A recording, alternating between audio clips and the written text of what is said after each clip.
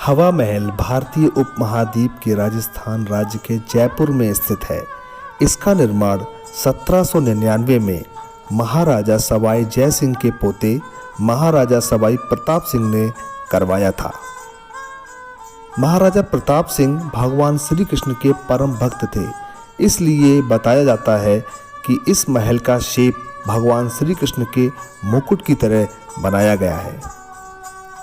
हवा महल को palace of wind के नाम से भी जानते हैं। दोस्तों, यह तकरीबन 300 किलोमीटर दिल्ली से और करीब करीब 250 किलोमीटर आगरा से दूर स्थित है। तो इस महल में 2 प्रमुख द्वारों को बनाया गया है, जिसमें प्रथम द्वार को आनंद पोली कहते हैं, जहां पर दाएं और बाएं 2 मूर्तियों को लगाया गया है और गेट पर बहुत ही बारीक नक्काशी की गई है। डिज़ाइंस को बनाने के लिए सफ़ेद प्लास्टर और सफ़ेद संगमरमर के पत्थर का प्रयोग किया गया है। इसके पश्चात जब हम अंदर की तरफ प्रवेश करते हैं तो हम पहुंचते हैं द्वितीय प्रवेश द्वार पर। इसको चंद्रपोली कहते हैं।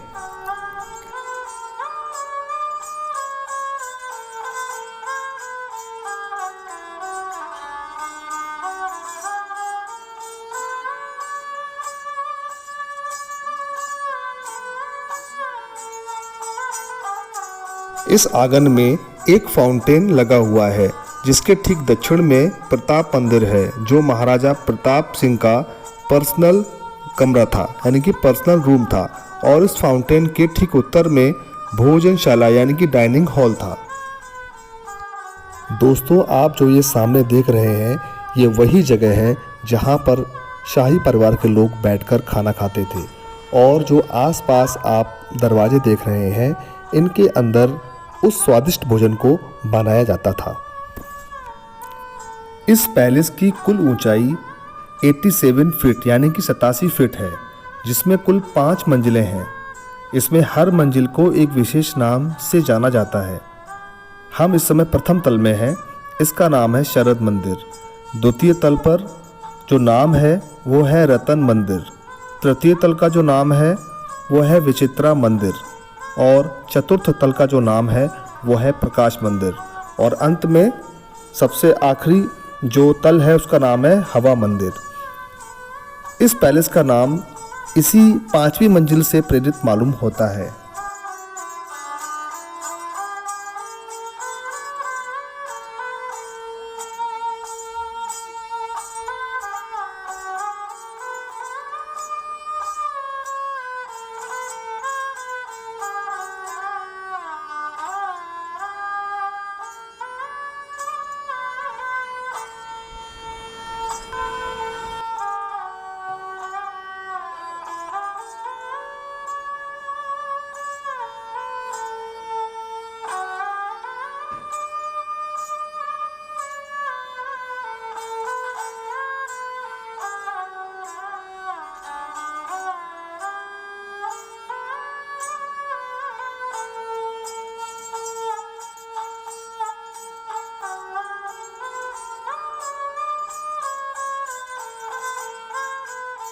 आइए दोस्तों, अब चलते हैं इस पैलेस के द्वितीय तल पर, जिसका नाम है रतन मंदिर। दोस्तों, हम द्वितीय तल पर आ चुके हैं। यहाँ से नीचे का व्यू बहुत ही अच्छा लगता है और साथ ही जो पैलेस का व्यू है वो भी बहुत ही अच्छा आता है। अगर आप देखेंगे तो इस पूरे कोर्टयार्ड को बहुत ही ऊंची ऊंची बाउंड्री से कवर किया हुआ है, ताकि ये सुरक्षा की दृष्टि से एकदम उचित रहे।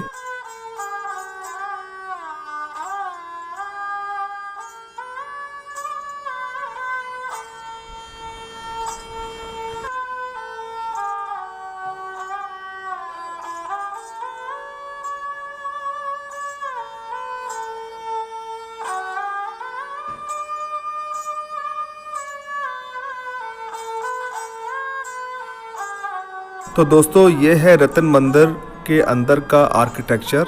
यहाँ पर रंग बिरंगे जो ग्लासेस हैं उनका प्रयोग किया गया है, जिसमें लाल, नीले, हरे और इसके अलावा और कई रंगों का प्रयोग किया गया है, जो देखने में बहुत ही शोभनीय और बहुत ही सुंदर लगते हैं और इस रतन मंदिर की खूबसूरती में 4 चांद लगा देते हैं।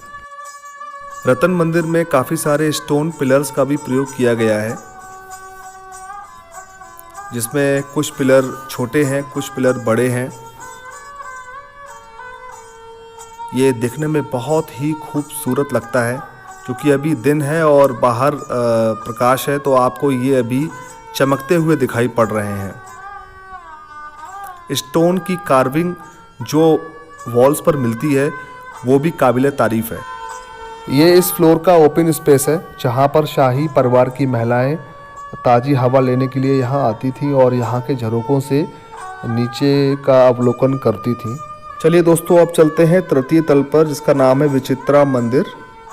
ये रास्ते काफ़ी गोल गोल घूम घूम के ऊपर पहुँचाते हैं और रास्ते में कई सारे झरोके भी लगे हुए हैं।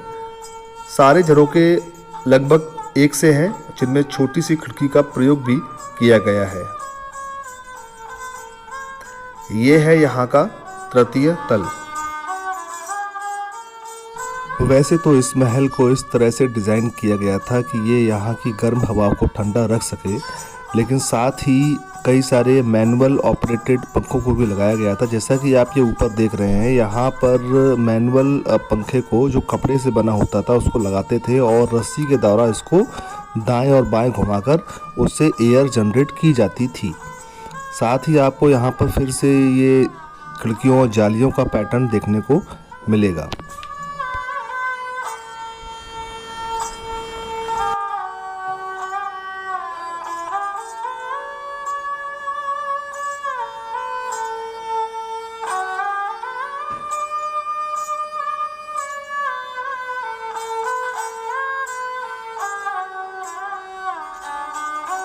जैसा कि मैंने आपको बताया, यहाँ पर कुल ऐसी 953 खिड़कियों का प्रयोग किया गया है। ये देखिए, ये छोटी छोटी खिड़कियाँ देखने में बहुत ही क्यूट सी मालूम पड़ती हैं, जहाँ से जो शाही परिवार की औरतें थीं बाहर का व्यू लेती थीं। क्योंकि पर्दा प्रथा के चलते उनको बाहर जाने की अनुमति नहीं थी, वो इसीलिए इन झरोकों से बाहर की चीज़ों, जो बाहर क्या चल रहा है उसको यहाँ से जानती थी, यहाँ से दिखती थी।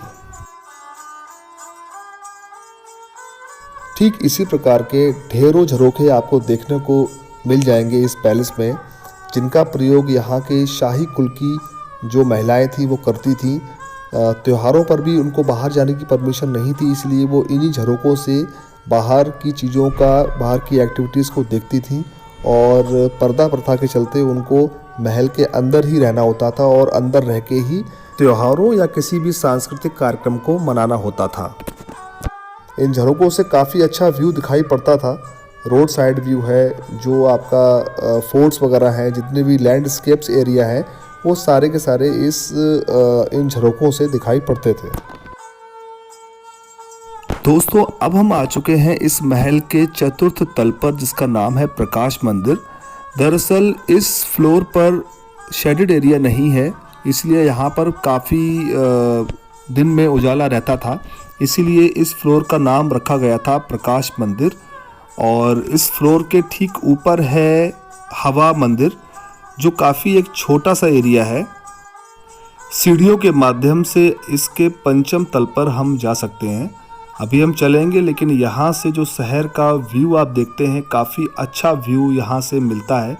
क्योंकि अभी हम चौथे तल पर खड़े हैं और यहाँ से ये पूरा महल आपको दिखाई पड़ता है। ये सीढ़ियाँ जाती हैं पंचम तल के लिए। अब हम चलेंगे ऊपर और सबसे ऊपर से मैं आपको यहाँ का व्यू दिखाता हूँ। दोस्तों, ये काफ़ी ऊंचाई पर स्थित है, इसलिए आप यहाँ से काफ़ी दूर दूर तक देख सकते हैं। सामने आप नाहरगढ़ फोर्ट भी देख सकते हैं और जितने भी लैंड से उठे हुए एरिया हैं वो यहाँ से बिल्कुल साफ साफ नज़र आते हैं। जैसा कि महल में हर जगह खिड़कियों का प्रयोग किया गया है, यहाँ पर भी छोटी छोटी खिड़कियों का प्रयोग किया गया है। साथ ही जालीनुमा झरोखों का भी प्रयोग किया गया है, जहाँ से शहर का व्यू बहुत ही गजब का देखने में लगता है। तो दोस्तों, ये है हवा महल का सबसे टॉप वाला एरिया। इसके ऊपर कोई भी स्टेयर्स नहीं है, सीढ़ियाँ नहीं है। और यहाँ से मैं जो आपको व्यू दिखा रहा हूँ, ऑलमोस्ट काफ़ी हाइट पर है, तो काफ़ी बड़ा एरिया यहाँ से दिखाई पड़ता है। सामने एक फोर्ट है, वो भी दिखाई पड़ रहा है। तो जो भी लैंड से उठे हुए एरिया है वो आपको यहाँ से बिल्कुल क्लियरली दिखाई पड़ जाएंगे। एक्चुअली बहुत ही छोटा सा एरिया है, इसलिए यहाँ पर क्राउड बहुत ज़्यादा रहता है। तो मैं बस यहाँ से वीडियो बना के निकलता हूँ और दिखाते हैं आपको आगे। यह खूबसूरत इमारत लालचंद उस्ताद ने डिजाइन की है। यह 5 मंजिला इमारत बाहर से मधुमक्खी के छत्ते की भांति जान पड़ती है। साथ ही इसमें कुल 953 छोटी खिड़कियों को बनाया गया था, जिन्हें झरोका कहते हैं। साथ ही इसमें लकड़ी, मेटल आदि की बड़ी खूबसूरती के साथ प्रयोग कर जालीनुमा डिजाइन को बनाया गया है, जिसे लैटिक वर्क कहा जाता है। ये डिजाइन्स इसकी खूबसूरती को और भी बढ़ा देती है। जो सबसे टॉप का फ्लोर है वहाँ पर ये एक साइड में और रास्ता गया हुआ है। यहाँ पर आप अगर आएंगे तो आपको काफ़ी एक कॉरिडोर सा मिलेगा, चौखंटा सा। यहाँ से भी काफ़ी अच्छा व्यू आता है। आइए मैं आपको गोल गोल घूम के पूरा ये दिखा देता हूँ।